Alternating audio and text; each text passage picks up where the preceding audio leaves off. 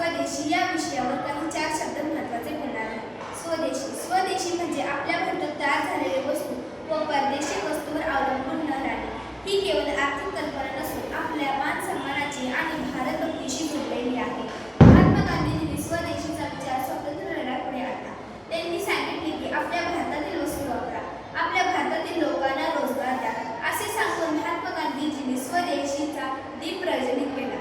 जेव्हा आपण made in India ही वस्तू वापरतो तेव्हा आपण फक्त वस्तूच नाही तर शेतकऱ्यांना, कारागिरांना व उद्योगांना हातभार लावतो. तर चला सारे मिळून महात्मा गांधीजींच्या स्वदेशी या विषयावर चालूया आणि परक्या वस्तूवर न अवलंबून आपण वोकल फॉर लोकल बनूया.